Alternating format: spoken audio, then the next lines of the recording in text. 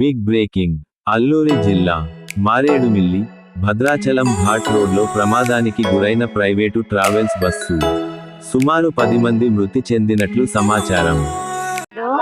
మేము చిత్తూరు నుంచి టూరిజం లో స్వర్ణాంధ్ర కోసం ఆంధ్ర మొత్తం చూస్తామని శనివారం బయలుదేరి వచ్చాము సార్.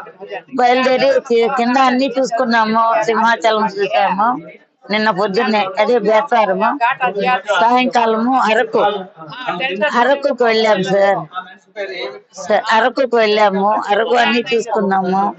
చూసుకొని నైట్ బయలుదేరి భద్రాచలం చూస్తాము. భద్రాచలం చూసేసి వెళ్దామని అట్లే బయలుదేరి వస్తూ ఉంటే 4:30 ఆ ప్రాంతంలో ఆ మలుపు దగ్గర 5 అయింది సార్. అది ఏ మలుపు నాకు తెలియదు సార్.